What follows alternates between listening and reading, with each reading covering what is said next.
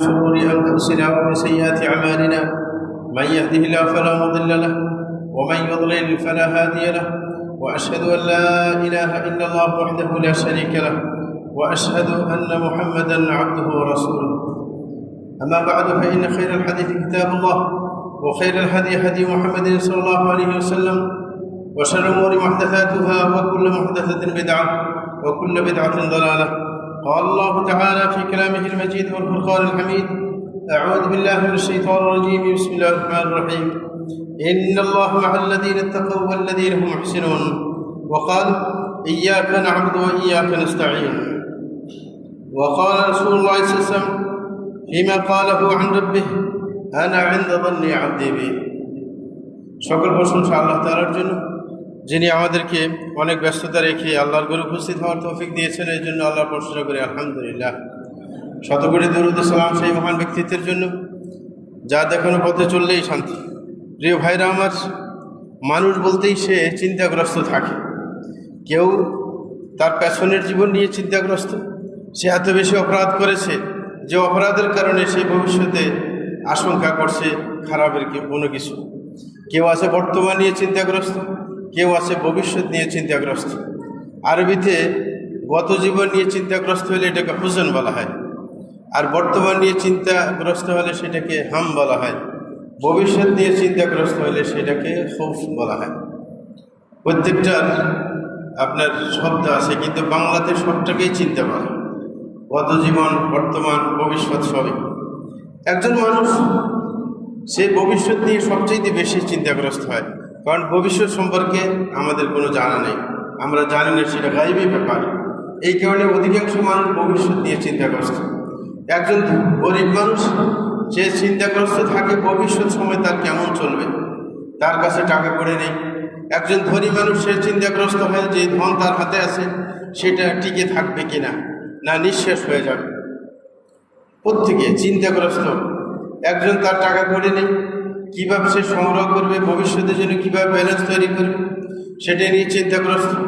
একজন মানুষ নিজের সন্তান নিয়ে চিন্তাগ্রস্ত যে আমি যদি মৃত্যুবরণ করি তা আমার সন্তানের কী হবে, মানে চিন্তার কোনো শেষ নেই। একজন ছাত্র, তারও চিন্তা থাকে ভবিষ্যতে আমি কেমন পর্যায়ে যেতে পারবো। একজন যে চাকরি করে সেও চিন্তা করে ভবিষ্যতে আমার অবস্থার উন্নতি হবে কি হবে না, আমি কি উন্নতি লাভ করতে পারবো কি পারবো না, মানে চিন্তার কোনো শেষ নেই। বিশেষ করে যে এলাকায় আপনার যুদ্ধ বিগ্রহ চলে তারা বেশি চিন্তাগ্রস্ত যে ভবিষ্যতে কি হবে। যেরকম বাংলাদেশের মানুষ আমরা চিন্তাগ্রস্ত যে হাসিনা পালিয়ে যাওয়ার পর সামনে কি হবে, যে যারা ক্ষমতায় এসেছে তারা কি অবস্থায় আমাদেরকে রেখে যাবে, চিন্তাগ্রস্ত আমরা। চিন্তার শেষ নেই, চিন্তা সবাই চিন্তিত। এই চিন্তা একমাত্র দূর করা সম্ভব শরীয়তের পথে যদি অবলম্বন করা যায়। কারণ আল্লাহ মানুষকে এবং রাসূল আকরাম সাল্লাল্লাহু আলাইহি ওয়াসাল্লাম তার উম্মতকে এমন কিছু পলিসি বাতলিয়ে দিয়েছেন যেগুলো অনুসরণ করা হলে চিন্তা আর থাকবে না। সুতরাং আজকে আমরা সেগুলো জানার চেষ্টা করি। প্রথমত, যেই ব্যাপার নিয়ে যদি আমরা অন্তরে অন্তঃস্থলে জায়গা দিই তাহলে চিন্তা দূর হবে। যে সবসময় মনে করবো যে আল্লাহ আমার সাথে আছেন। এই আল্লাহর সাথে থাকা, আপনার সহযোগিতায় থাকা, সেটা কিন্তু এমনিতেই হবে না। সেটার জন্য আপনার সৎকর্ম লাগবে, সেটার জন্য তাকওয়া অবলম্বন করতে হবে, নতুবা খালি খালি আল্লাহ আপনার সহযোগিতা করবেন না। এই কারণে সবসময় মনে রাখতে হবে যে আমি তাকওয়া অবলম্বন করছি, সৎ কাজ করতেছি, ইনশাআল্লাহ আল্লাহ আমার সহযোগিতা করবেনই করবেন। কারণ আল্লাহ নিজেই ওয়াদা করেছেন, আল্লাহ বলছেন ইন্নাল্লাহা মা'আল্লাযীনা তাকাউ ওয়াল্লাযীনা হুম মুহসিনুন, যে নিশ্চয়ই আল্লাহ ওদের সাথে রয়েছেন যারা আল্লাহকে ভয় করে এবং সৎকর্ম করে। তাইলে আমাদের কাজ যেটা, সেটা হচ্ছে তাকওয়া অবলম্বন করা, আল্লাহকে ভয় করা। দ্বিতীয় নম্বর হচ্ছে সৎকর্ম করা। যদি আল্লাহকে ভয় করে সৎকর্ম করতে পারি তাইলে আল্লাহ ইনশাআল্লাহ আমাদের সহযোগিতায় থাকবেন, এটা আল্লাহর ওয়াদা।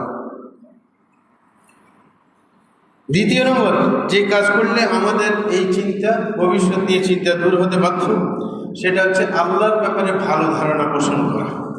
যে আল্লাহর ব্যাপারে ভালো চিন্তা পোষণ করতে হবে।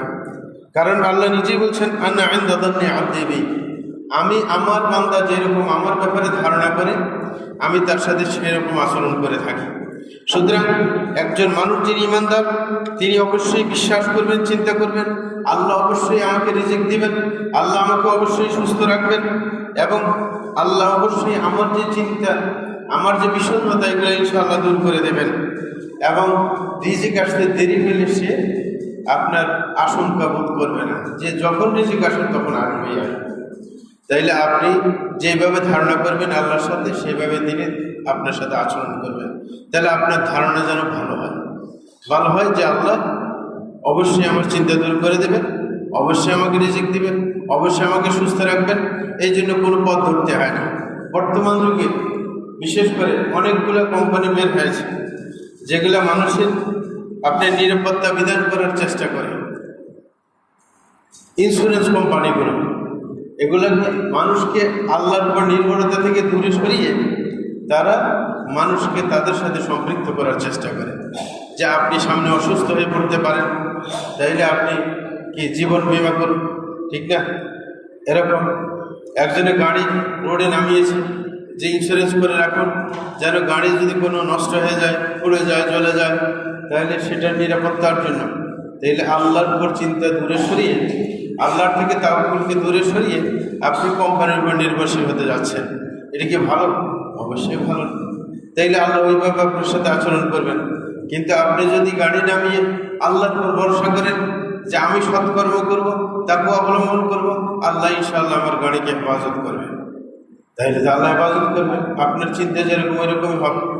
হ্যাঁ, এই চিন্তা যত কঠিন হবে ততই কাজ হবে। আমি এক সময় তাবলিগে গিয়েছিলাম, চিল্লাতে গিয়েছিলাম, যখন হাটাজারি পড়তাম তখন। তো চিল্লাতে যাওয়ার পর একটা হেডমাস্টার আমাদের সাথে চিল্লা ছিল, তো তার কপালের মধ্যে টিউমার হয়েছে, একবারে সেজদার জায়গা বরাবর বড় টিউমার। তা আমি বললাম যে আপনি এই টিউমারটাকে অপারেশন করে চিকিৎসা করতে পারেন না? তিনি বললেন যে আমি ডাক্তারের কাছে গিয়েছিলাম, ডাক্তার বলল যে অপারেশন করতে হবে। ডাক্তারকে জিজ্ঞাসা করছে অপারেশন করলে কয়দিন নামাজ পড়া, সেজদা করা বন্ধ করতে হবে? বলে হইতে পারে সপ্তাহখানেক আপনি সেজদা করতে পারবেন না, ইশারা করে নামাজ পড়তে হবে। তিনি বলছেন না, সেজদা যদি দেওয়া না যায় মনে শান্তি আসে না, সেজদা দিতে হবে আমাকে। সুতরাং আল্লাহ টিউমার দিয়েছেন, আল্লাহ ভালো করবেন। আমি একদিনও আমি ধৈর্য ধরতে পারবো না যে আল্লাহর সেজদা থেকে দূরে থাকতে পারবো না। আমাদের সাথে থাকতে মাত্র 1 সপ্তাহ 1.5 সপ্তাহের মধ্যে তার টিউমার গায়েব হয়ে গেল। আস্তে আস্তে নিচের দিকে ডাকতে শুরু করলো, কারণ কঠিন বিশ্বাস। আল্লাহ বলছেন যেইভাবে আমার সাথে যেরকম ধারণা করবে সেরকম আমি তার সাথে আচরণ করব। ফেলে একটা মহিলা, খুবই দিনদার মহিলা, পর্দানশীল, তার ছেলে সরকারি বড় অফিসার, গাড়ি কিনেছেন, বাড়ি করেছেন চট্টগ্রাম টাউনে। তখন ছেলে বলতেছে, আমাকে বলতেছে আমি গাড়ি কিনলাম, বাড়ি করলাম, আপনাকে অবশ্যই আমার বাড়িতে যাইতে হবে, কিছুদিন থাকতে হবে। মহিলা বলল যে না, আমি যদি এখান থেকে নোয়াখালী থেকে যদি চট্টগ্রাম যাই তাহলে আমাকে মানুষে দেখে ফেলবে, আমার পর্দা নষ্ট হবে। আর ছেলে বলছে না, পর্দা নষ্ট হবে না, আমার বাড়ির ভিতর থেকে তুমি উঠবা, গাড়িতে কালো গ্লাসের উপর কালো কি আপনার পর্দা লাগিয়ে দিয়েছি, সুতরাং তুমি ঘর থেকে ঢুকবে, আমার বাসা গেট আছে, গেটের ভিতরে যে গাড়ি থাকবে তোমাকে কেউ দেখবে। হ্যাঁ, কালো গ্লাস লাগানো, সুতরাং দেখার সুযোগ। শেষ পর্যন্ত রাজি হয়েছে। রাজি হওয়ার পর ওকে নিয়ে গেছে চট্টগ্রাম। যখন নিয়ে গেছে, ছেলে তার মা তার বাড়িতে আসছে, ভালো কিছু খাওয়াইবে বলে তার পছন্দসই জিনিস, আর তার মার বেশি পছন্দ হয়েছে কই মাছ। তো সে বাজার থেকে বড় বড় কই মাছ নিয়ে আসছে। আর কই মাছ যখন খাইতে গেছে, কই মাছের যে বড় কাঁটাটা এটা তার গলায় আটকে গেছে। সমস্যা, এখন ব্যথা করে, হ্যাঁ, কষ্ট পাচ্ছে। বলতেছে আমি তোমার জন্য চিকিৎসক নিয়ে আসি যে কাঁটা বাইর করার জন্য। বলে যে না, চিকিৎসক আমার মুখ দেখে ফেলবে, আমি কাঁটা বাইর না, এই অবস্থা আমি মরে যাব, কাঁটা বাইর করার দরকার নেই। পরে চট্টগ্রামে নুসলাম ডাক্তার স্বর্ণপদক পাইছে, সরকারি চিকিৎসক। বলে যে উনি তাবলিগি মানুষ, বয়স্ক মানুষ, উনি আসে আপনার চিকিৎসা করবেন। পরে ওনাকে নিয়ে আসছে, বয়স্ক মানুষ, বলছে আপনি আমার মায়ের মতো, আপনি শুধু হা করবেন, আমি আপনার ইচ্ছে কিন্তু আপনার কোনো অঙ্গ প্রত্যঙ্গ দেখবো না, যেখানে কাটা আছে ওটা বাইর করে আমি নিয়ে আসবো, যতটুকু না দেখলে নয় অতটুকু দেব, এটা শরীয়তে জায়েজ, কোনো সমস্যা নেই। বললো না, আমি এতদিন আমাকে কেউ পরপুরুষ দেখে নাই, আপনি আমাকে দেখতে পারবেন না। বাস সোজা কথা। ছেলেকে বলছে আমি তার সামনে যাইতে পারবো না, এই অবস্থায় যদি মারা যায় আমি মারা যাবো, কোনো সমস্যা নেই, আমি এটার উপর সন্তুষ্ট। তারপরে ডাক্তার অনেক বুঝে যখন পারলো না, মাটা ডাকেও কাজ হয় নাই, পরে ডাক্তার শেষ পর্যন্ত নিরাশ হয়ে ঘর থেকে বাইরে হইল, বাইরে গেট থেকে বাইরে দিচ্ছে। এই সময় হঠাৎ করে এক কাশি আসছে, জোরে কাশি এসে কাঁটাটা সামনে পড়ে গেছে। হ্যাঁ, ওই ডাক্তার লাগে না, কারণ ওই যে আনায়ন প্রদান নিয়ে আর দিবি, আল্লাহ বলছেন আমার ব্যাপারে যে এরকম ধারণা করবে সেরকমই কাজ করবো। ওই মহিলা ধারণা করছে যে চিকিৎসক ছাড়া আল্লাহর ইচ্ছে গলার কাঁটা আটকেছে, আল্লাহর ইচ্ছে গলার কাঁটা বাইরে যাবে। হ্যাঁ, সাথে সাথে বাইরে গেছে। আমার ডাক্তারও হতবাক যে কিভাবে এত বড় কাঁটা বাইরে এলো। হ্যাঁ, তো সুতরাং ওই যে ধারণা। তাইলে দ্বিতীয় নম্বর, আমার আপনার আশঙ্কা থেকে মুক্তির মাধ্যম কি? যে আল্লাহর উপর ভরসা রাখা, যে আল্লাহর ব্যাপারে ভালো চিন্তা রাখা, যে আমার টেনশন করার কারণ নেই, আমার যে ভবিষ্যৎ আল্লাহ ভালো জানেন এবং আল্লাহ ইনশাআল্লাহ আমার সাথে ভালো আচরণ করবেন। যেমন আপনি বয়স হয়ে গেছেন, আমাদের বয়স হয়েছে, আমরা এটা মনে করি যে এই বয়স পর্যন্ত আল্লাহ জাল্লাহু যখন আমাদেরকে সম্মানের সাথে রেখেছেন, বাকি জীবনও আল্লাহ জাল্লাহু সম্মানের সাথে রাখবেন ইনশাআল্লাহ। কে? কারণ মানুষ যত বয়স্ক হয়ে যায় আল্লাহ কে তাকে সম্মানের চোখে দেখেন। সুতরাং এই চিন্তা রাখতে হবে, ভবিষ্যৎ নিয়ে কোনো আশঙ্কা নেই, যে আল্লাহ দেখবে।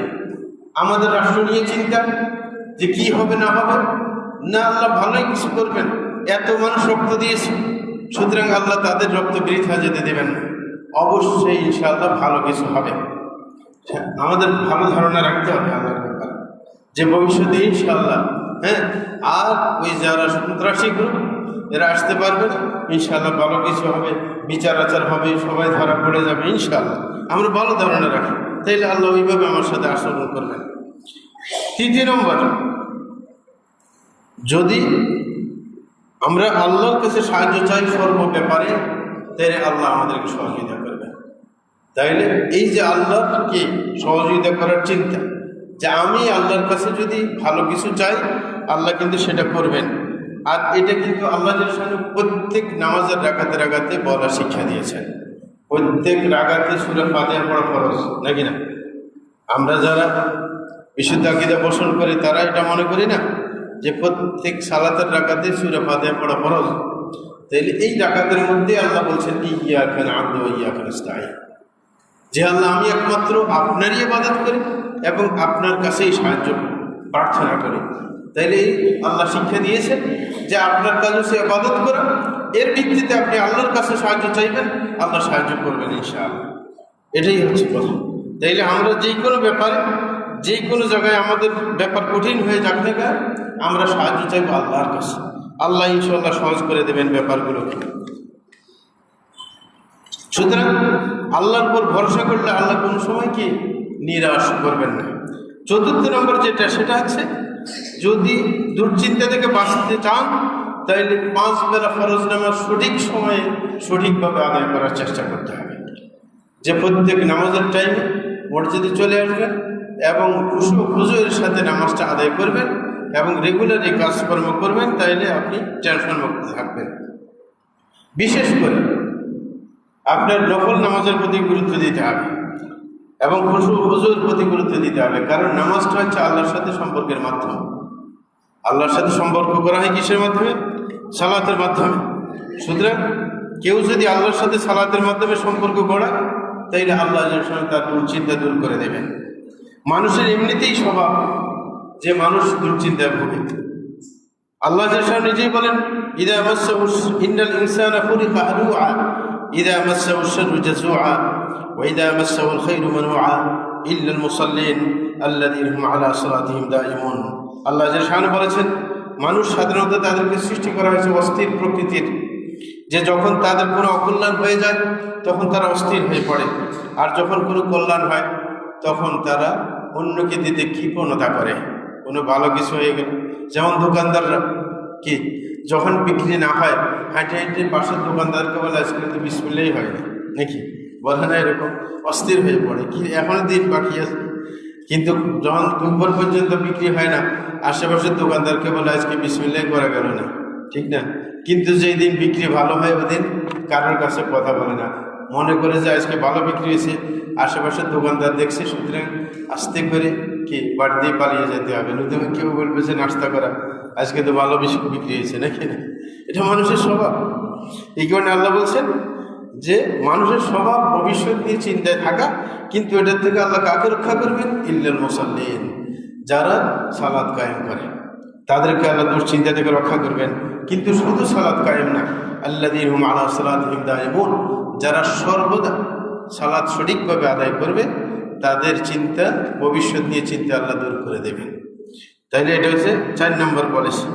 5 নম্বর যেটা করণীয় চিন্তা বিষণ্ণতা, ভবিষ্যৎ নিয়ে আশঙ্কা দূর করার জন্য, সেটা হচ্ছে আমরা মনে করব যে ভবিষ্যৎ নিয়ে যে শঙ্কা মানুষের মধ্যে সৃষ্টি করে এটা শয়তান করে। কে করে? শয়তান। শয়তান মানুষের মধ্যে ভয় ঢুকিয়ে দেয়, শয়তানের চালাচালারা ভয় ঢুকিয়ে দেয়, এটা হচ্ছে নিয়ম। 1 নম্বর, শয়তানি কি করে? মানুষকে ভবিষ্যৎ নিয়ে আশঙ্কায় ফেলে যে দান সদকা কম করো, নতুবা ভবিষ্যতে টাকা থাকবে না, সমস্যায় পড়ে যাবে।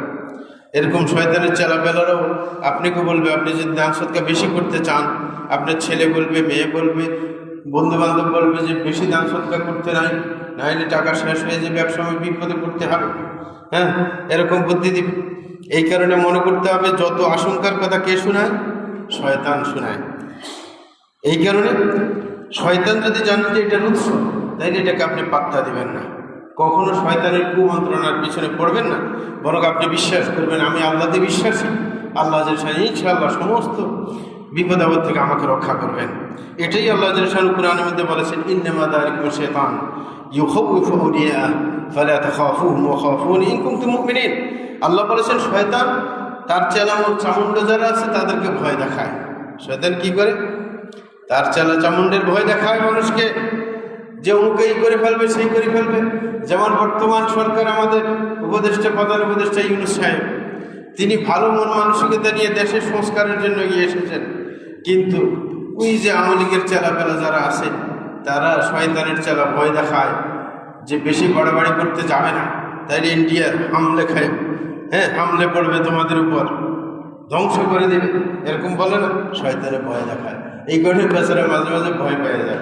যখন ভয় পেয়ে যায় তখন দলগুলোকে ডাকে আবার বসে কীভাবে প্রতিরোধ করতে হবে। হ্যাঁ, দেখেন না মাঝে মাঝে এই কাণ্ড করে, অন্য দলও বুঝে যে আমাদেরকে ভয় পাইলে ডাকে। তো এই যে শয়তান ভয় দেখায়, তার চেলা চামুন্ডের ভয় দেখায়। আল্লাহ বলছেন ফালা তাখাফুহুম ওয়া খাফুনি ইন কুনতুম মুমিনিন, তোমরা শয়তানের চেলাদেরকে ভয় পাবে না, একমাত্র আমাকে ভয় পাবে যদি ইমানদার হয়ে থাকো। তাইলে মনে করতে হবে শয়তান একমাত্র ভবিষ্যৎ নিয়ে ভয় আশঙ্কায় করে কে দেখায়? শয়তান দেখায়। শয়তানের চেলা চামুন্ড যারা তাদের ভয় দেখায় যে ওরা তোমার এই করবে, ওরা তোমার সেই করবে, এরকম করবেই। হ্যাঁ, কিন্তু আল্লাহর উপর আস্থা রাখলে আল্লাহ আমাদের সহায় হবেন। তাইলে আমরা আমাদের দেশের ব্যাপারে এই চিন্তা করব, যতই ভয় আসুক না কেন আল্লাহর উপর বিশ্বাস করব, ইনশাআল্লাহ আল্লাহ শয়তানের চালাদেরকে নাস্তানাবুদ করে দেবেন ইনশাআল্লাহ, এবং আমরা সহি সালামতে ইনশাআল্লাহ সামনে ধর্মকর্ম পালনের সুযোগ পেয়ে যাব ইনশাআল্লাহ। 6 নম্বর যেটা ভবিষ্যৎ নিয়ে চিন্তা দূর করার জন্য, সেটা হচ্ছে এই কথা ইয়াকিন করতে হবে যে যত বিপদ আপদ আসুক না কেন আল্লাহ ইমানদারদের থেকে সেই বিপদ আপদ সরিয়ে নেবেন। তাহলে যত বিপদ আসুক এটা সরানোর দায়িত্ব কার? আল্লাহ সরিয়ে দিবেন। হয়তো বা আল্লাহ একবারে বিপদকে দূর করে দেবেন, অথবা যদি বিপদ ভাগ্যে লেখা থাকে তাহলে বিপদকে ধৈর্যের সাথে গ্রহণ করার সুযোগ দিয়ে দেবেন। হ্যাঁ, দুইটার একটা করবেন, কারণ ভাগ্যে লেখা গেলে ওটা তো ডিঙ্গানো যাবে না, কিন্তু আল্লাহ কি করবেন? ওটাকে ধৈর্যের সাথে মোকাবেলা করার তৌফিক দিবেন, এবং ওই বিপদ নিয়ে আপনি জীবন চালিয়ে যেতে পারবেন। এরকম অনেক মানুষ আছে, আমরা দেখেছি। আমাদের এক বন্ধু সাহেব আছে, নাম বলবো না, যে তাকে জিন এমনভাবে ধরেছে শরীরের জায়গায় জায়গায় চলে, যেখানে আক্রমণ করে এখানে ব্যথা করে, কষ্ট, দীর্ঘদিন দিয়ে কষ্ট পাচ্ছেন, কিন্তু আল্লাহ উনি বলছেন যে আল্লাহ আমাকে এই ধৈর্য ধরার তৌফিক দিয়েছেন, যে কষ্ট পাই এতে করে আমার কি হয়, যদি বেশি কোরআন তেলাওয়াত করি, বেশি নফল নামাজ পড়ি, জিন আর সুবিধা করতে পারে না। তাইলে আল্লাহ এটার মাধ্যমে আমাকে নিয়ামত দিয়েছে যে আমি সবসময় আল্লাহর সাথে কানেক্টিভ থাকি, ঠিক না? আল্লাহর সাথে আমার কানেকশন থাকে, যে যত বেশি কোরআন তেলাওয়াত করি, হ্যাঁ, এরকমের যত বেশি নফল নামাজ পড়ি, জিনের কি উদ্বেগ থেকে আমি বাঁচতে পারি। হ্যাঁ, তাইলে আল্লাহ তার মানসিকতা ওইরকম তৈরি করে দিয়েছেন যেন বিপদটা ধৈর্যের সাথে তিনি মেনে নিতে পারেন, তিনি সন্তুষ্ট আছেন আল্লাহর উপর। সুতরাং এইভাবে, হ্যাঁ, অথবা বিপদ দূরে সরে যাবে, অথবা বিপদকে সহজভাবে গ্রহণ করার কি আল্লাহ সুযোগ করে দেবেন। তখন দেখা যাবে যে প্রশান্তির সাথে জীবন যাপন করছে, অথচ তার বড় বিপদ তার সাথে আছে, ঠিক না? যেমন ইউনূস আলাইহিসসালামকে আল্লাহ বিপদের সম্মুখীন করলেন, আইয়ুব আলাইহিসসালামকে সম্মুখীন করলেন, তাদেরকে ধৈর্য ধারণ করে তৌফিক দিয়েছেন না? অবশ্যই দিয়েছেন। তো এটাই আমাদের ধারণা করতে হবে। কোরআন মাজিদের মধ্যে আল্লাহ জাল্লাহু এটা সুস্পষ্টভাবে বর্ণনা দিয়েছেন যে সুম্মা নুনজ্জি রুসুলানা ওয়াল্লাযীনা আমানু কাযালিকা হাক্কান আলাইনা নুনজিল মুমিনিন। আল্লাহ জাল্লাহু বলেছেন যে অতঃপর আমি আমার রসুলদেরকে নাজাত দেব, পরিত্রাণ দেব, এবং যারা ঈমানদার রয়েছে তাদেরকেও পরিত্রাণ দেব কি বিপদ আপদ থেকে, এবং এইভাবে আমার উপর দায়িত্ব থাকে মুমিনদেরকে পরিত্রাণ দেওয়া। তাইলে আপনার বিপদ আপদ দূর করার দায়িত্ব কার? আল্লাহর। সুতরাং আল্লাহর উপর বিশ্বাস স্থাপন করতে হবে, ইয়াকিন করতে হবে যে বিপদ আপদ আল্লাহই দূর করে দেবেন।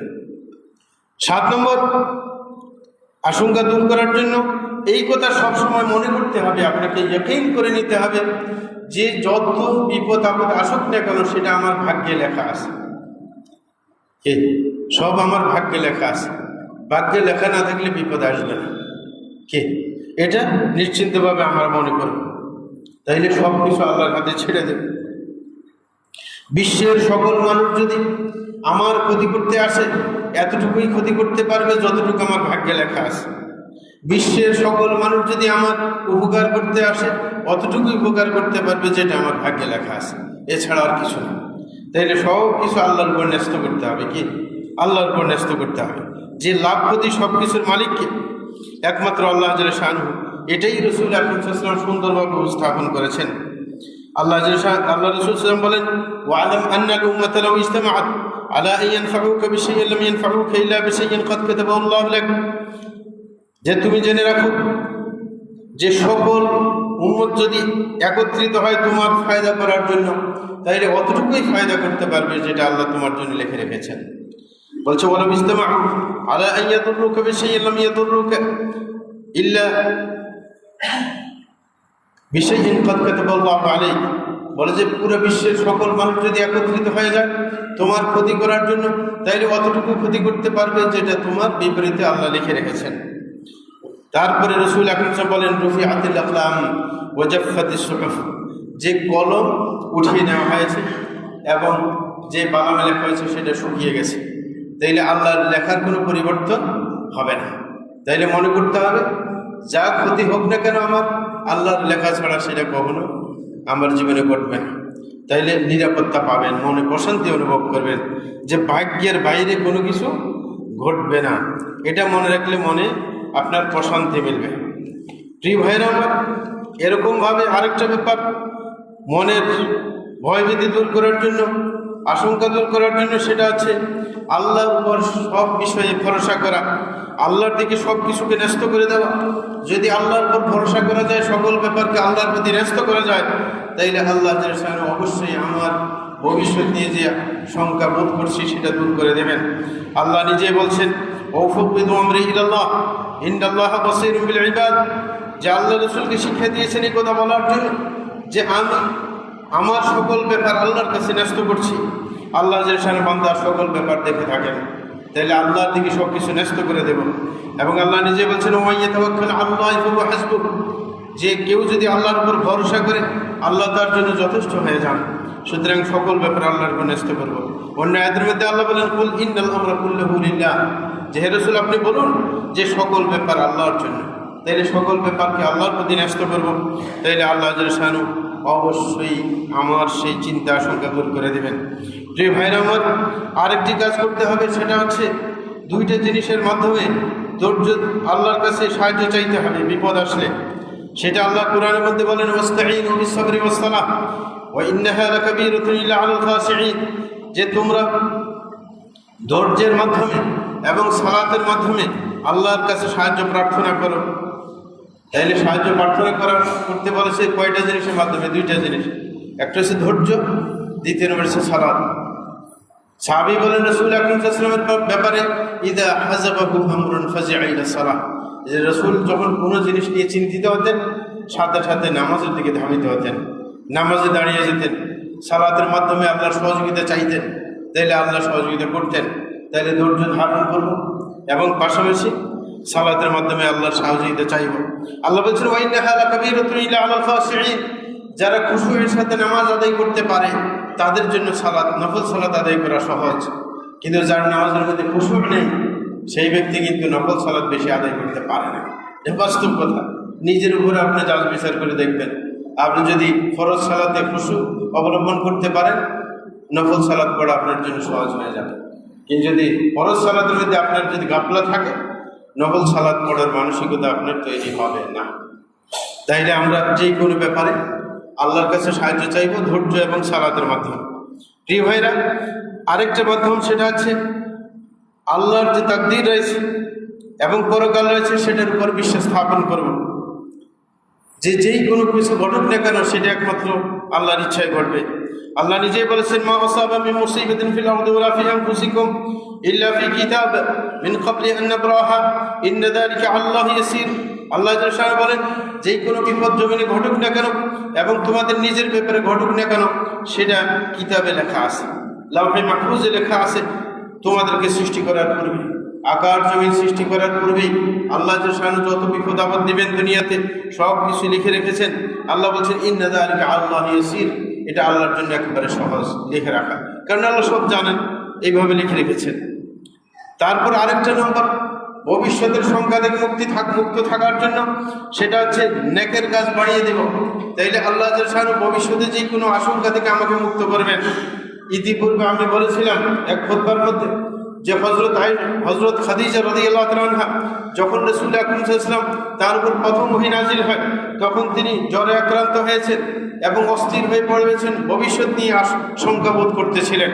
হযরত খাদিজাকে যখন এটা জানাইল তখন হযরত খাদিজা কি বললেন, খাল্লাহুল্লাহ, আল্লাহর কসম, আপনি কি আশঙ্কা বোধ করে আপনার জন্য মানায় না? কে? উনি সান্ত্বনা দিলেন, বললেন যে না, আপনার কোনো ভবিষ্যতে খারাপের কোনো কি সম্ভাবনা নেই। কেন? ইন্নাকা লা তাহমিলুল কালব, তার আগে বলছে ইন্নাকা লা তাসিলুর রাহিম, আপনি আত্মীয়তার বন্ধন রক্ষা করেন, এটা কি সওয়াবের কাজ না? ওয়া ইন্নাকা লা তাহমিলুল কালব, যারা নিজে উপার্জন করতে অক্ষম তাদের দায়ভার গ্রহণ করেন আপনি। ওয়াতুকসিবুল মাদুম, যে নিঃস্ব তাকে উপার্জন ক্ষম করে তোলেন আপনি। ওয়াতুঈনু আলা নাওয়াইবিল হক, এবং যে কোনো বিপদ আপদে অন্যকে আপনি সাহায্য করেন। সুতরাং আপনার মধ্যে এত ভালো গুণ আছে, সেই গুণধারী মানুষ ভবিষ্যৎ সম্পর্কে আশঙ্কা বোধ করতে পারেন না। তাইলে আপনি নেক কাজ করব। যদি আমি নেক কাজ করি তাইলে আমি আশঙ্কা মুক্ত থাকতে পারবো, কারণ নেক কাজ করলে আল্লাহ ভালোবাসবেন। আল্লাহ কি নিজের ভালোবাসার পাত্রকে খারাপের সম্মুখীন করবেন? না, কখনো করবেন না। এটা আল্লাহর ইনসাফ না। এই কারণে আমাদের ওই যে অফিসে আমি চাকরি করছিলাম সৌদি আরবে, ওইখানের যিনি মুদির ছিলেন, মানে আমি 7 বছর ওনার কাছে ছিলাম, কখনো শুনি নেই যে উনি অসুস্থ হয়েছে। কিন্তু অফিসে অনেক লোকে অসুস্থ, ছুটি নেয়, কিন্তু উনি ঠিক মতো টাইমে আসে, হাসি খুশি সব কিছু। একদিন আমি বললাম যে তোকে কোনোদিন অসুস্থ হইতে দেখা যায় না, সবসময় হাসি খুশি। তখন উনি বলছেন যে আমি যেই কোনো গরিব লোক আমার কাছে আসুক না কেন, তার চিকিৎসার দরকার, 50,000 রিয়াল লাগবে, আমি দিয়ে দিই, 1 লাখ রিয়াল লাগবে, দিয়ে দিই। মানে যেই কোনো মানুষ আসুক না কেন, টেনশনে আছে, ফ্যামিলি চলতে পারে না, অসুস্থ, চিকিৎসা করতে পারে না, সবাইকে আমি সহযোগিতা করি। সুতরাং তুমি কি মনে করো যে আল্লাহ আমার উপর বেইনসাফি করবে? আমি আরেকজনের সুস্থতার পিছনে আপনি অর্থ ব্যয় করি, আরেকজনের আরামে থাকার পিছনে আমি অর্থ ব্যয় করি, তাইলে আল্লাহ কি আমার সাথে বেইনসাফি করবেন? যে আমাকে কষ্ট দিবেন, আমার মনকে আতঙ্কিত করবেন, এটা আল্লাহ ইনসাফ। আল্লাহ নিজেই বলছেন ওমা রব্বুকা বিযাল্লামিল লিল আবিদ, আল্লাহ কখনো কি তার বান্দার উপর জুলুম করেন না। সুতরাং আল্লাহ কেন আমার উপর জুলুম করবেন? আমাকে আল্লাহ খুশি দিয়ে রাখবেন, এটাই নিয়ম, ঠিক না? তাইলে আমরা যদি ভালো কাজ করি তাইলে আমরা আশা করতে পারি আল্লাহর কাছে যে আল্লাহ আমাদেরকে ভালো রাখবেন। প্রিয় ভাইরা, আরেকটা হচ্ছে যদি আপনি বেশি টেনশনে পড়েন তাইলে সমাজের মধ্যে যারা আল্লাহওয়ালা মানুষ আছে, বুদ্ধিমান মানুষ আছে, তাদের কাছ থেকে পরামর্শ নেবেন। তাদের কাছে গেলে তারা সান্ত্বনা দেবেন। যে রাসূল আকরাম সাল্লাল্লাহু আলাইহি ওয়াসাল্লামকে সান্ত্বনা দিয়েছেন কে? প্রথমে হযরত খাদিজা, তারপরে সান্ত্বনা দিয়েছেন কে? Waraqa bin Nawfal. যখন তার কাছে নিয়ে গেছে তখন সে বলল অসুবিধা নেই, আপনার কাছে জিবরিল এসেছে, ঠিক না? হ্যাঁ, ওনাকে সান্ত্বনা দিলেন। তাইলে আমরা যদি কোনো সমস্যায় পড়ে যাই, চিন্তিত হয়ে যায়, যারা ভালো মানুষ আছে, আখিরাতমুখী মানুষ আছে, তাদের কাছে মনের দুঃখটা বলবো। কারণ আজে বাজে লোকের কাছে বললে তারা আরো ভয় দেখিয়ে দেবে, ঠিক না? এই কারণে নেককার মানুষের কাছে বলার চেষ্টা করব, তাইলে তারা সান্ত্বনা দেবে। আরেকটা হচ্ছে নিজকে নিজে সবসময় এই কথা স্মরণ করিয়ে দিবেন যে ভবিষ্যতের ব্যাপার আল্লাহর হাতে, এটা কারোর হাতে নাই। সুতরাং আমি ভবিষ্যৎ নিয়ে কেন টেনশন করতে যাব? কারণ সব কিছু আল্লাহর হাতে, আমার তো কিছু করার নেই। আরেকটা হচ্ছে অল্পতে তুষ্ট থাকার অভ্যাস সৃষ্টি করতে হবে নিজেদের মাঝে। কি সৃষ্টি করতে হবে? অল্পতে তুষ্ট থাকার। অনেক আছে বেশি কিছু, তার কাছে অনেক টাকা আছে, তারপরেও আর বেশি দরকার। যেমন আমাদের দেশে এই যে দরবেশ বাবা, ঠিক এই বেচারের টাকার কি অভাব ছিল? তার যে টাকা ব্যালেন্স আছে এই টাকা তার 7 বংশ খাইও শেষ করতে পারবে না। কে? তারপরও এই কি দুর্নীতি দিকে দূরে ছিল না? এ যতক্ষণ বাংলাদেশে ছিল সম্পদে অবস্থানে, তার কিন্তু দুর্নীতি বন্ধ হয়নি। কিন্তু তার কি এত টাকার প্রয়োজন? না, প্রয়োজন নেই। হ্যাঁ, সে বসে বসে মৃত্যু পর্যন্ত খাইলে তো শেষ হবে না, 7 বংশ শেষ করতে পারবে না, এত সম্পদ তার। তো সুতরাং ওই যে অল্পতে তুষ্ট থাকার অভ্যাস নাই, আরো চাই আরো চাই। মৃত্যু আসা ছাড়া তার লোভ শেষ হবে না। এই কারণে রাসূল বলছেন আখিরুল হিরসি আত-তুরাব, যে মানে মানুষের লোভের শেষ কখন? মৃত্যু হইলে, যখন কবরে যাবে তার কোনো কি থাকবে না। যে কবরে শুয়ে আছে তার কোনো লোভ আছে? নাই। এমনকি কেউ যদি নিশ্চিত দিতে পারে আজকে আমাকে ফাঁসি দেওয়া হবে, তারও সব কিছু কি সামনের ভবিষ্যৎ নিয়ে আর কোনো কিছু নেই, লোভ টোভ নাই। যদি বলে যে যে তোমাকে ফাঁসি থেকে রক্ষা দেওয়া হবে, তোমার সমস্ত সম্পদ রেখে দেওয়া, দিবে না? সে দিবে। ওই সম্পদের প্রতি তার কোনো ভ্রুক্ষেপ নেই। তার কোনো লোভ থাকবে না যে আমার কিছুই না থাক তারপরে আমার বেঁচে যায়, নাকি না? তাইলে এই কারণে রাসূল আকরাম সাল্লাল্লাহু আলাইহি ওয়াসাল্লাম বললেন লাইসাল গিনা আন কাসরাতিল আরদ ওয়ালাকিন্নাল গিনা গিনা নফস। যে সচ্ছলতা বলতে কাকে বোঝায়? রাসূল বলছে সচ্ছলতা বলতে সম্পদ বেশি থাকা নয়, সচ্ছলতা বলতে মনের সচ্ছলতাকে বোঝায়। মনের দিক থেকে আপনি মনে করেন যে আপনার যা আছে তাই আমার জন্য যথেষ্ট, আর কিছু আমার লাগবে না, আর কত খাবো, আর কত লাগে, যা আছে এটাই তো অনেক। তাইলে আপনি দেখবেন মনে শান্তি, অশান্তি চলে আসবে, অস্থিরতা আপনার থাকবে না। এই কারণে রাসূল আরেক হাদিসে বলেছেন মান আসবাহা মিনকুম আমিনান ফি সিরবি মুআফান ফি জাসাদি ইনদাহু কুতু ইয়াউমি ফাকান্নামা হিজাত লাহু দুনিয়া বিহাদাফিরিহা।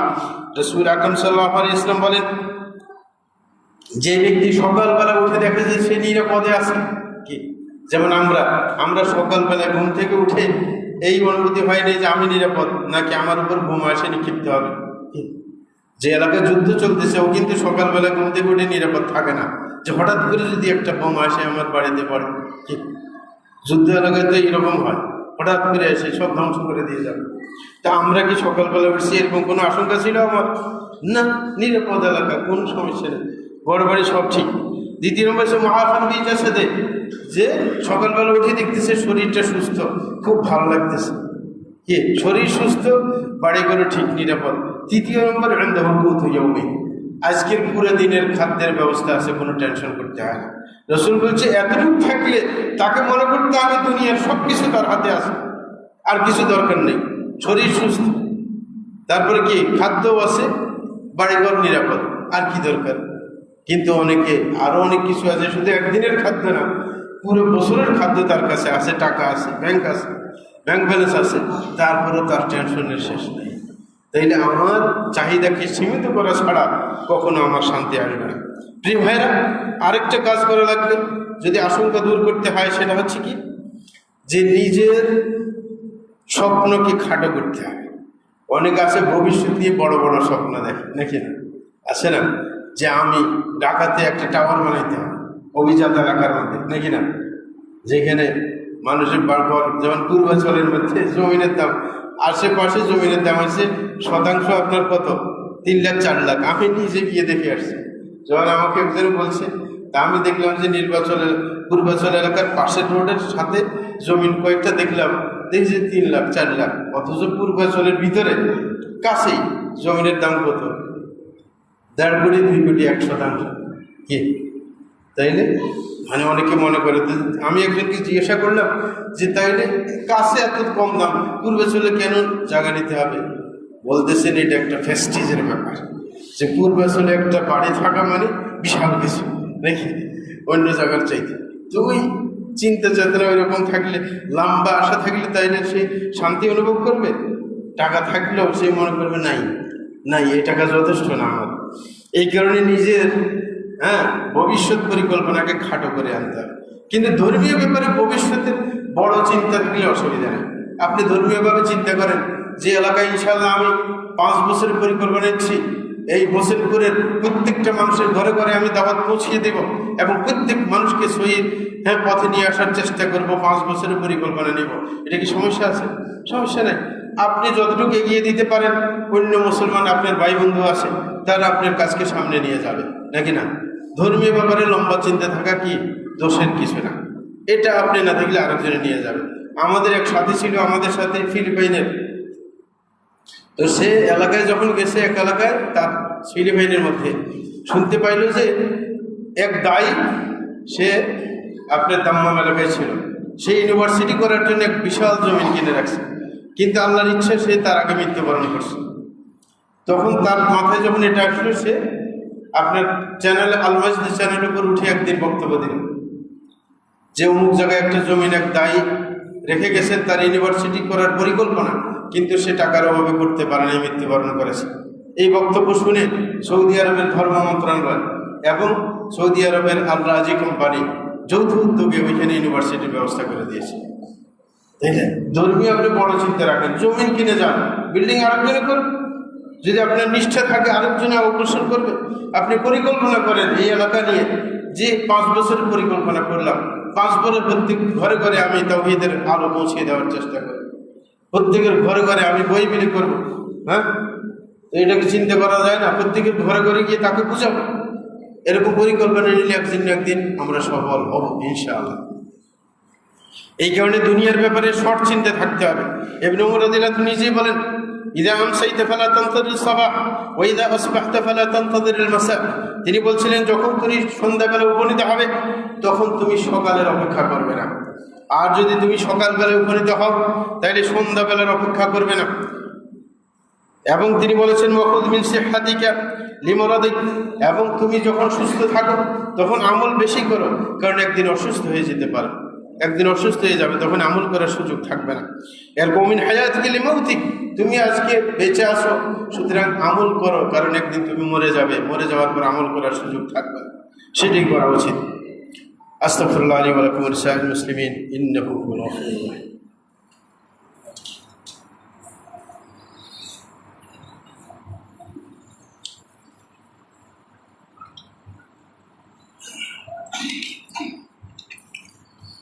الحمد لله رب العالمين والصلاة والسلام على سيد المرسلين نبينا محمد وعلى آله وصحبه أجمعين ما بعد। প্রিয় ভাইরা আমার, ভবিষ্যতের আশঙ্কা যেটা বলছিলাম সেটা প্রত্যেকের আছে, এবং সেই ভবিষ্যতের শঙ্কা থেকে বাঁচার জন্য শরীয়তের দৃষ্টিকোণে যে ব্যবস্থাগুলো গ্রহণ করার জন্য বলা হয়েছে, সেই ব্যবস্থাগুলো আমরা ইতিপূর্বে উল্লেখ করেছি।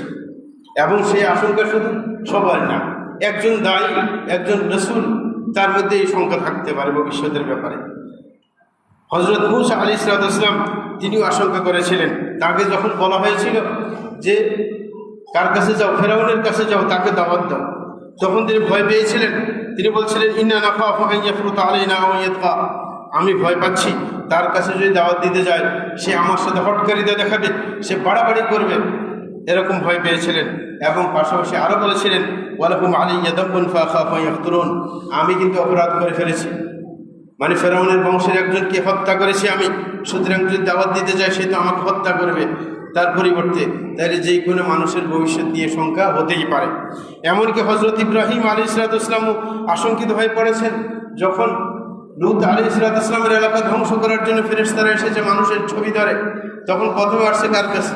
ইব্রাহিম আলাইহিসসালামের কাছে আসলেন। আসার পরে তিনি ভুনা ছাগল তাদের সামনে খেতে দিলেন, তারা কিন্তু খায় না।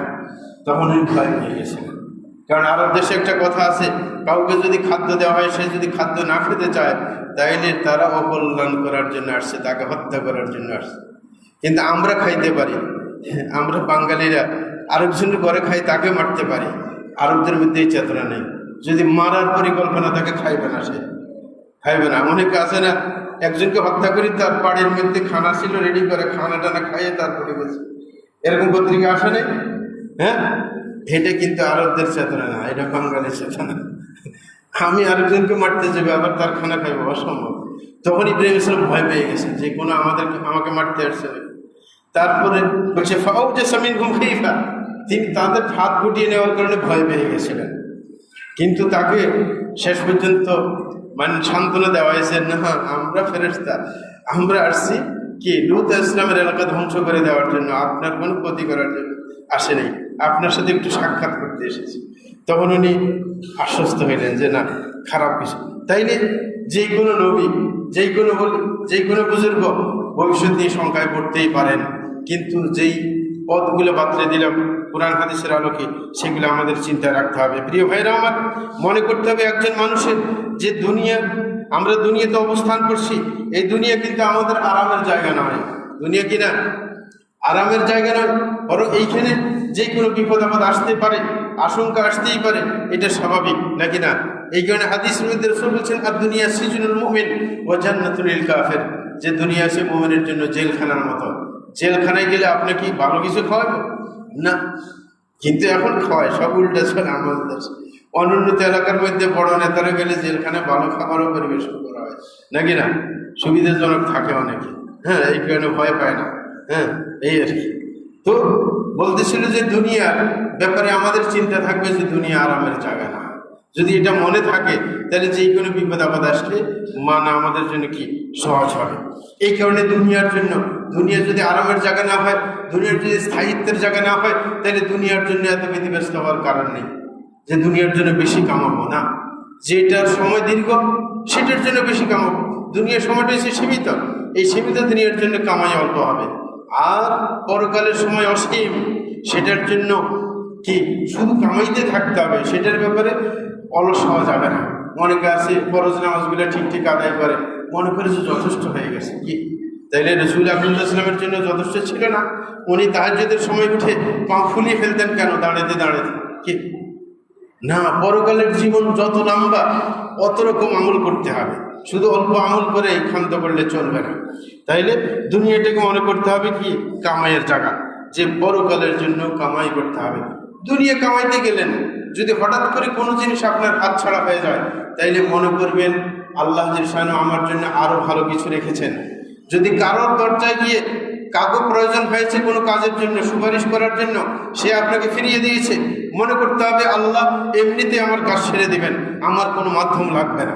নাকি এরকম মনে করতে কি সমস্যা আছে? হ্যাঁ, না, সমস্যা নেই। তাইলে মনে করব যে এ যখন আমাকে ফিরিয়ে দিয়েছে আল্লাহ জিরশান আমার কাজ করে দেবেন।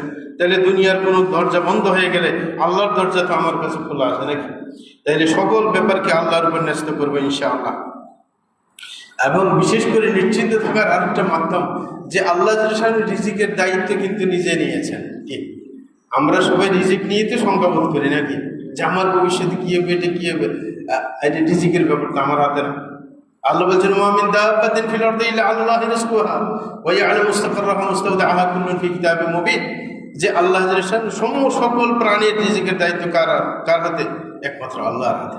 যদি কোনো মানুষের হাতে আপনার রিজিক দিতেন, আপনার সরকারি দল বিরোধী দলকে রিজিক না দিয়ে মারতেন নাকি মারত না? এখনো আসে না? আগের আমলিগ চলে গেছে, কিন্তু আমলিগের সব মানুষ চলে গেছে, এরা সমাজের মধ্যে আসে না নাকি নাই? তাহলে কি রিজিক কি বন্ধ করে দিতে পারবে এই সরকার? না, এখানে রিজিকের দায়িত্ব আল্লাহ নিয়ে নিয়েছেন। তাহলে আমি যদি এটা মনে করি রিজিকটা আল্লাহর হাতে, এটার দায়িত্ব আল্লাহর, তাইলে আমার টেনশন করার কিছু আছে? বরং কি নিয়ে টেনশন করবো? যেটা আমার দায়িত্ব সেটা নিয়ে। যেটা করলে আল্লাহ রিজিক ঠিক করে দেবেন সেটা কি? ওই যে আগে বললাম, ইবাদত করা। এই কারণে ওই যে ইয়াকা না'বুদু আগে বলছি, ইয়াকা না'বুদু ওয়া ইয়াকা নাস্তাঈন, যে একমাত্র আমি আপনারই ইবাদত করি। তাইলে দায়িত্ব হচ্ছে আমাকে সৃষ্টি করা হয়েছে ইবাদতের জন্য, আমি সেই কাজ ঠিক মতো করি। রিজিক নিয়ে টেনশন করতে হবে না, রিজিক আল্লাহই দেবে। রিজিক দায়িত্ব আমাকে দেওয়া হয়নি, আমাকে শুধু অলস থাকতে নিষেধ করা হয়েছে। কে? আল্লাহ রাসূল বলছে কে? ই'মাদ, হ্যাঁ বলছে ইহরিস আলা মা ইয়ানফাউক, যেটা তোমার লাভে আসবে সেটা নিয়ে ব্যস্ত থাকো। ওয়ালা তাআজাজ, অলস হবে না। এটা করবেন না যে আমি কিছুই করবো না, ঘরে বসে দেখবো রিজিক এমনি আসবে না। রাসূল বলছেন ইহরিস আলা মা ইয়ানফাউক, যেটা তোমার ফায়দা আসবে সেটা করো, তুমি ওটার থেকে পিছপা হবে না।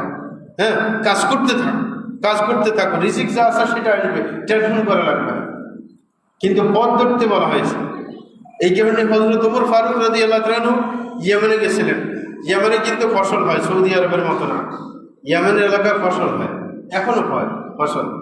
ইয়েমেন থেকে অনেক জিনিস আছে সৌদি আরবে ঢুকে, খাদ্যদ্রব্য।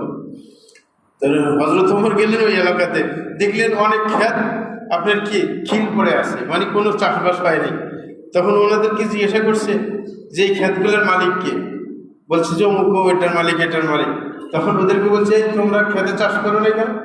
বলে যে নাহনুল মুতাওয়াক্কিলুন, যে আমরা আল্লাহর উপর ভরসা করে আছি, আল্লাহ রিজিক দিবেন। হযরত ওমর কি বলছেন? বাল আনতুমুল মুতাওয়াক্কিলুন, না তোমরা আল্লাহর উপর ভরসা করো নাই, আরেকজনের ঘাড়ে চেপে খাওয়ার বুদ্ধি করছো। কি? আরেকজনের ঘাড়ে চেপে খাওয়ার বুদ্ধি করছো। অনেকে আছে না, এই যে দেখে যে কি তাওয়াক্কুল করে বসে আছে, কোনো কাজ করে না, জানে যে এর ভাই একটা বিদেশে থাকে, এর টাকা পাঠাইবে, এ বসে বসে খাইবে, তাইলে বুদ্ধি করছি কি আরেকজনের গাড়ে চাপে খাওয়ার জন্য নাকি? এ তাওয়াক্কুল করে না। তাওয়াক্কুল করলে তো কাজ করে তাওয়াক্কুল করবে। আপনি একটা ব্যবসা ধরবেন, ধরে আল্লাহর উপর তাওয়াক্কুল করে ব্যবসার কাজ করবেন। খেতে ফসল বুনবেন, তারপরে তাওয়াক্কুল করবেন, আল্লাহ ভালো ফসল দেবে নাকি? কাজ না করে বসে থাকলে তো কাজ হবে না। তো এই কারণে আমরা কাজ করতে থাকবো, যেটা কাজ আমাকে দায়িত্ব দেওয়া হয়েছে কাজ করার, যে আমি কাজ করবো, আমি ইবাদত করবো, আল্লাহর নির্দেশ অনুযায়ী দুনিয়ার কাজও আমি করবো। কারণ আমরা দুটোটাই চাই, উভয় দিক চাই। রব্বানা আতিনা ফিদ দুনিয়া হাসানা ওয়া ফিল আখিরাতি হাসানা ওয়া কিনা আযাবান নার। আল্লাহ তো এটাই শিক্ষা দিয়েছেন, আমি দুনিয়ার কল্যাণও চাই, আখিরাতের কল্যাণও চাই, উভয় কল্যাণ আমার দরকার। পরকালে আমি শাস্তি থেকে মুক্তি চাই। তো সুতরাং আমি বসে দেখবো ঘরের মধ্যে কোনো কাজ করবে না, এটা তো হবে না। না, আপনি কাজ ধরেন, যেটা আপনার জন্য লাভজনক সেটা আপনি করার চেষ্টা করেন। হ্যাঁ, তারপরে আল্লাহর উপর ভরসা করেন যে আল্লাহ, আমি তো দুনিয়ার যে নিয়ম অনুযায়ী আমি কাজটা ধরছি, দোকান খুললাম, দোকান দিলাম, এখন তোমার উপর ভরসা করলাম যে লাভ দেওয়া কে সচ্ছল করে, এটা তোমার হাতে, তুমি আমাকে রিজিক দিয়ে দাও। তখন আল্লাহ যে শান রিজিকের ব্যবস্থা করে দেবেন ইনশাআল্লাহ। তাইলে আমাদের মনে করতে হবে নিজের প্রশান্তির জন্য যে রিজিক কি বন্টন করা আছে এবং মানুষের বয়স সেটাও নির্ধারিত করা আছে। সুতরাং রিজিকের টেনশন করতে হবে না, মৃত্যুর ব্যাপারে হ্যাঁ আশঙ্কা বোধ করতে হবে না। সব কিছু লিপিবদ্ধ, সব কিছু সময় মতো এসে যাবে, সেটা জন্য আমাকে কিছু করতে হবে না। বরং যেটা আমার করণীয় সেটা হচ্ছে নেক আমল করা, এবং দুনিয়াতে থেকে পরকালের পুঁজি সংগ্রহ করা। তাহলে যেই ব্যক্তি তার তাকওয়া, সেই ঈমানের উপর থাকবে, তাকওয়া অবলম্বন করবে, সে অন্তরে প্রশান্তি পাবে। আর যে তাকওয়া অবলম্বন করবে না, ঈমানের উপর দৃঢ় থাকবে না, সে আপনার মনে অশান্তি ভোগ করবে। কারণ আল্লাহ কখনো যে তার বিরুদ্ধে আচরণ করে তাকে মনের প্রশান্তি দিয়ে থাকেন না, এটা আল্লাহর চূড়ান্ত সত্য। এই কারণে রাসূল হযরত ইবনে তাইমিয়া রাহমাতুল্লাহ আলাইহি তিনি একটা চমৎকার কথা বলেছেন। তিনি বলছেন, মান লাম ইয়াদখুল জান্নাতাদ দুনিয়া লাম ইয়াদখুল জান্নাতাল আখিরাহ। যে ব্যক্তি দুনিয়ার জান্নাতে ঢুকতে পারে নাই, সে পরকালের জান্নাতে ঢুকতে পারবে না। তিনি বলছেন দুনিয়ার জান্নাত কি? মনের প্রশান্তি, কে মনের শান্তি। যে দুনিয়াতে মনে শান্তি পায় না, সে পরকালে জান্নাতের শান্তি পাবে না। তাই ইমানদারের মনে প্রশান্তি থাকে। আর যার ইমান ঠিক নেই, সে যত কোটি কোটি টাকার মালিক, খাদ্যদ্রব্য কি তার আছে, বাসস্থান আছে, গাড়ি বাড়ি সব কিছু আছে, তারপরও মনে শান্তি নেই। আপনি যা জিজ্ঞাসা করবেন ভাই কেমন আছে, ওই কোনো মতে বাঁচি আছি আর কি, নাকি কোনো মতে বাঁচি আছে। কিন্তু একজন ইমানদারকে জিজ্ঞাসা করবেন ভাই কেমন আছেন, আলহামদুলিল্লাহ, আল্লাহ অনেক ভালো লেগেছে, অনেক ভালো লেগেছে। আমার মতো অনেকে আছে এরকম থাকতে পারে না, আল্লাহ আমাকে অনেক ভালো লেগেছে। তাইলে ওয়াম্মা বিনিআমাতি রাব্বিকা ফাহাদ্দিস, যে আপনি যদি নিয়ামতের উপর থাকেন মানুষকে বলেন, তাহলে আল্লাহ খুশি থাকবে যে আমি যে তাকে ভালো রেখেছি, আমার কথা বলে যে আল্লাহ আমাকে অনেক ভালো রেখেছে। আল্লাহ এটা দেখতে চায় না আমাদের অবস্থা কি খারাপ হইলে বলে বেড়াই যে আমি অনেক কষ্টে আছি, কিন্তু ভালো হইলে আর বলি না। আল্লাহ বলছে না, তুমি নিয়ামত পাইলে মানুষকে বলো যে আল্লাহ অনেক শান্তিতে রাখছে, আমাকে অনেক শান্তিতে রাখছে। আমাদের দেশে বলে না কেন? বলে না আরেকদিন হিংসা করে, এটা বাঙালির অভ্যাস। আমি একদিন ওই যে শেখ আহমদুল্লার সাথে, এটা বাড়িতে আমাদের এলাকায়, তো শেখ আহমদুল্লার সাথে সম্পর্ক ভালো ছিল সৌদি আরবে। যখন দেশে আসছে তখন তার সাথে একটা কথার কারণে ব্যতিক্রম হয়ে গেছে। কারণ দেশে আসছে তখন সৌদি আরব থাকতে তো মশলা ঠিক মতো দিত না, দেশে আসে একটু এদিক সেদিক করা শুরু করছে। তখন আমি একদিন বাসায় গেলাম, অফিসে দেখা করলাম। দেখা করার পর আমি বললাম যে তোমাকে দেখলাম যে আগে খুব সুন্দরভাবে মশলা দিতে, দেশে এসে যে একটু এদার এদার করা শুরু করছো, এটা তো ভালো লক্ষণ না। তখন বলছি তা আপনি কি মনে করেন? আমি পরিষ্কার বলছি এটা মুনাফিকি। খুব গরম হয়ে গেল আমার উপর। বললে যদি আমাকে এটাকে মুনাফিকি মনে করেন, আজকে থেকে আপনার সাথে সম্পর্ক শেষ। তারপরে সম্পর্ক শেষ হয়ে গেছে। এখন আর ফোন দিলেও ধরে না, আগে নিজেই ফোন দিত। ঠিক না? এই যে অবস্থা মানুষের।